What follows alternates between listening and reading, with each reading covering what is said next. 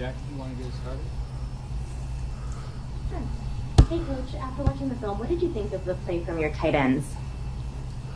Well, they had a big role in the running game for sure, and did a nice job there. Would love to get the ball more to Gerald. You can see why he's so explosive when he turns and runs with the thing. But no, Will gets the touchdown pass, comes through. But those guys did a really good job of blocking, which was really the main calling on this night. As the game went. Corbin? Hey, Pete, stopping the run's been an area of inconsistency for you guys this year, but Harris only averaged 3.4 yards per carry yesterday. How'd you feel about the way the front seven held up, and do you see this game as maybe being one that turns the corner a little bit, stopping the run? Yeah, I do think that I think that we did a nice job last night, and they tried hard to get it going. We felt like in control of it. There was a few, late in the fourth quarter, there was a couple runs that got out that moved the ball a little bit. But all in all, the guys did a really nice job up front, and we played a lot of seven-man front football in this game, and so that called on those guys to do a good job, and they did it. And I do think, Corbin, that this was an important game for us. To only allow 2 explosive plays for the night, excuse me, that's a big improvement over what just happened the week before, and it was necessary to get that done, and so I'm hoping that we take a turn. This was not Ben didn't let it be a pass rush game. He just would not hold the football, and so we didn't see numbers there, but we kept them under control for the most part, and I thought it was a good step for us and a necessary step. Michael, Sean? Hey, Pete, what's the latest on Daryl? A really positive report. His MRI stuff was clear. His CAT scan stuff was clear. He does not have a neck injury, and he got jammed pretty good. We got to wait and see what it's like, but it may be a little bit more in his shoulder even as we figure it out. But he's not out of the woods of playing this week. So that's a thrilling, response to what it looked like and everybody could have anticipated. So we'll see how that goes, and he's got to have a good week to do that. And I haven't talked to Daryl since the MRI stuff came back. I talked to him last night, whenever it was, in the middle of the night, and he was very positive about it and all that. So we'll see what happens. But a really good report, and I know a lot of people were really upset about that, for good reason. And whenever they take a guy off like that, the threat is so huge. Anyway, he came out great. So we'll hope for the best, and he may have a chance to go this week. One more injury one. How's Alex doing? He got beat on pretty good. Cramped up a little bit too. Yeah, a little bit of everything happened. But as far as I know right now, and it's going to take the next couple of days to determine. He just got a lot of wear and tear last night. He played a great football game for us, and he's really tough, and we'll see what happens. But he didn't have a significant injury. Thanks. Tim?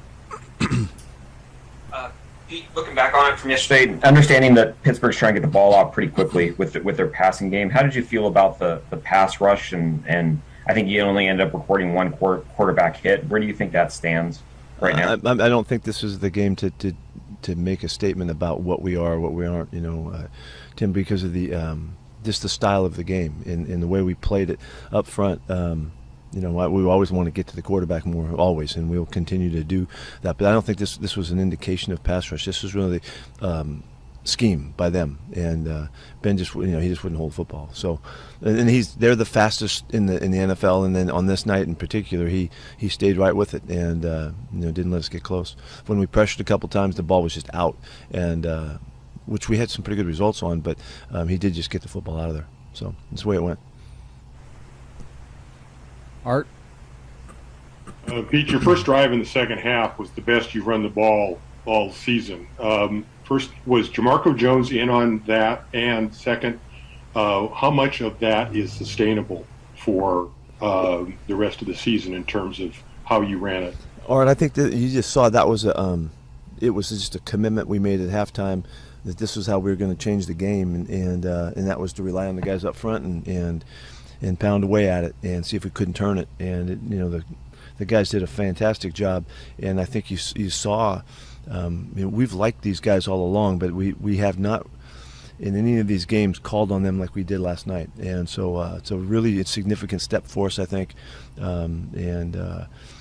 in particularly as Gino is getting his feet on the ground, it's really important that we do a really nice job here, and so we're going to continue to stay with it.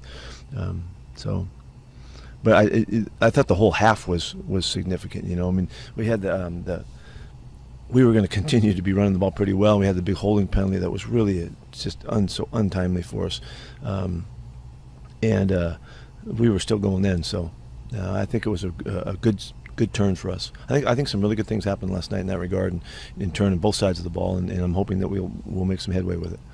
Regarding Jamarco, was he on that drive? I'm not sure if that's when Damien came out. I don't think so. Does anybody know? Yeah, I don't think so. I can't remember right offhand. I think D-Lou was still in there then. Okay, thanks. But I didn't think we lost any momentum at all. I thought Jamarco, he battled, and matter of fact, he had a real battle with Cameron Hayward. He was terrific last night, and he was fighting with him all night. Brady? Hey Pete, your optimism. Who or what in your life and when was most influential in shaping that about you? Yeah, that was my mom. She was just the way she was. She was the one that kind of trained me into the thought about something good just about to happen. I don't take any credit for it at all. I was just influenced by the people around me. My coaches, though, I had coaches that were, for my high school coach, my Pop Warner coach, and those, they were all kind of, I was lucky that they're all kind of the same about that. And just at 2-4 with everything that's seemingly stacked against you, what kind of a challenge does this seem like just for you? Yeah, it is a challenge. It's a challenge for all of us in that this didn't start the way we had planned, and so what's going to happen now, we're, like a year ago, I think we were 5-0 or something like that, and you're flying and going, and you're really feeling all the positive about it. This is a different challenge for us, and we will not be able to call this the story of this season for a couple months. It's going to take 8-10 games before we know what's going on, and it's going to be a long ways down the schedule, and we're going to see there's a lot of things that will happen around the league, and we got to take care of our business.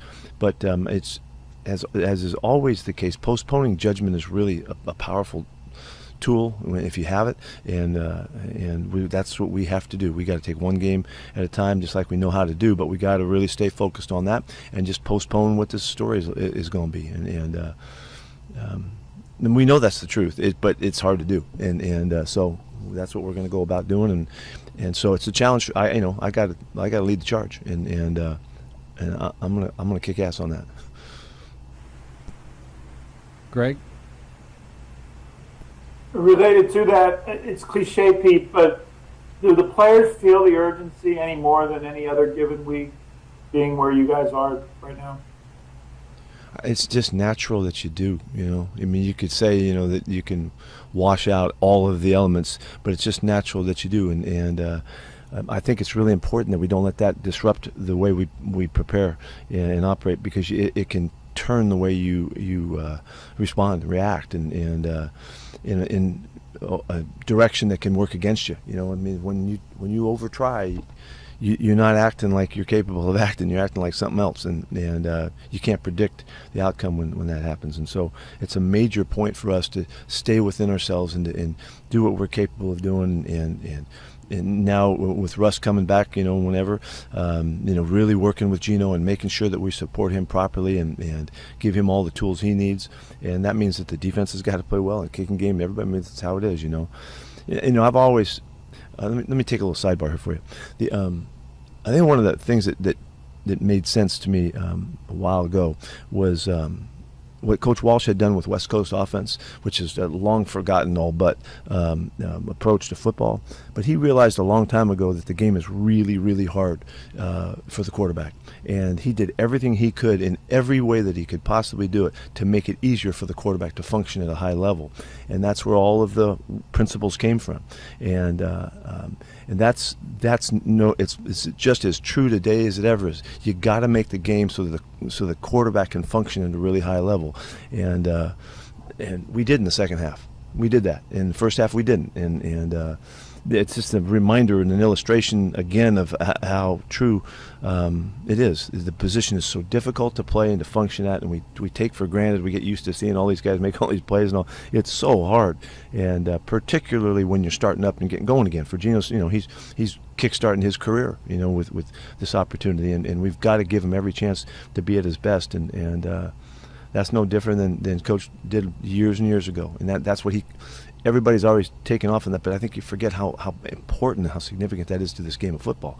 And so that means that the quarterback's got to be the point guard. He's got to move the ball around and give guys a chance to do their stuff and stay out of harm's way, because the harm is everywhere when you're a QB. It's everywhere, and you got to be really efficient and really function at a high level. And that's what we have to make this game that way for Geno as he makes his return.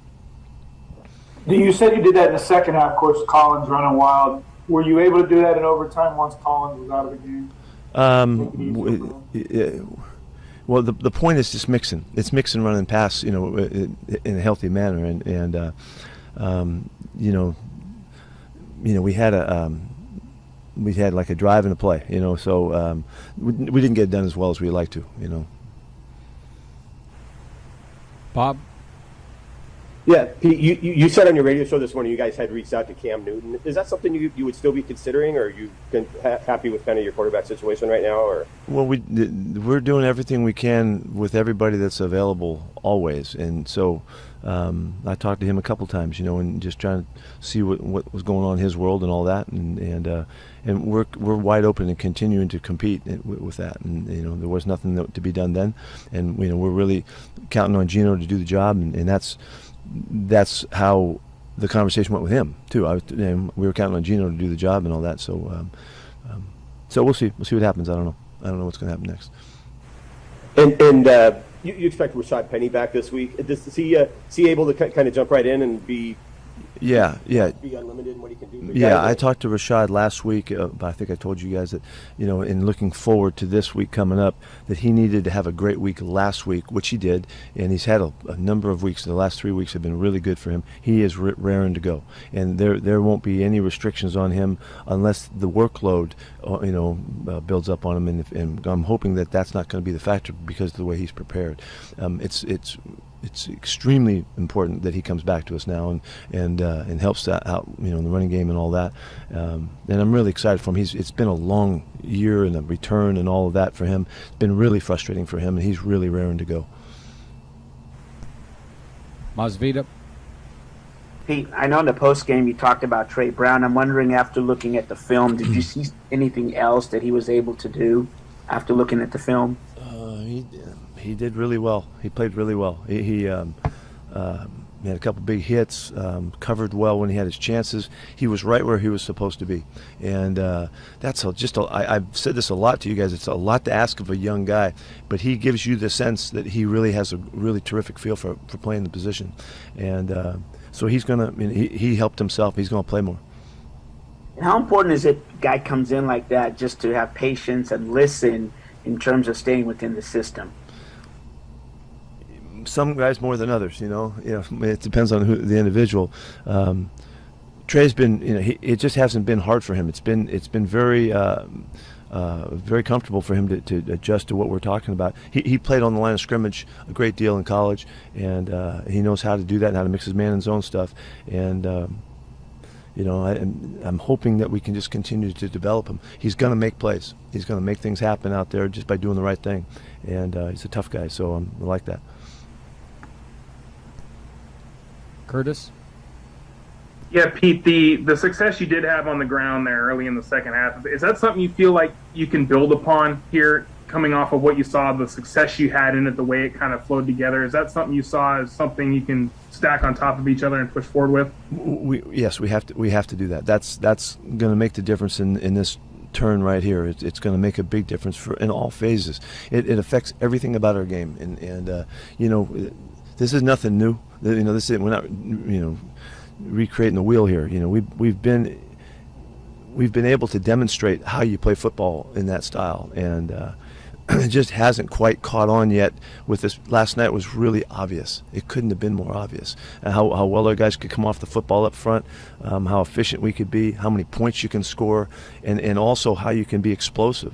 You know, we had they had 2 explosive plays, we had 6 or something like that. You know, we did a lot of good things in that, and it doesn't have to be. It's not 3 yards in a cloud of dust. You know, it's everything else fits off of it. The keepers, the play actions, all that. You saw the big play that we hit to Gerald was a huge play in that game, and unfortunately, you know, we were play passing on the last play when we got banged, you know, and lost the football. But you know, it just makes our style come to life, and I thought it really felt awesome to see our guys play like that, and so we're going to go for it, and this is a really good time for us to focus. Gino will benefit from that as well at the quarterback spot, like we've been saying, and we love playing that way. I know once upon a time, I think it was the Dallas game in 2011, you talked about Marshawn and the way you got the running game going then was a big factor of how you wanted to push the offense. I don't know if you feel like this is any bit similar to that or all. I do. Yeah, I do. I really do feel that. I think you're right on point, and it couldn't have been more obvious, you know, and Shane jumped right on it and did a great job to adjust and you know, we were talking about it all night, you know, on the plane and on the bus and everything about how it fits together and how it felt and all that kind of stuff and how we want to build from it. So it was it was a good turn for us. Maybe, you know, not too late. Let's go. Couple more. Greg?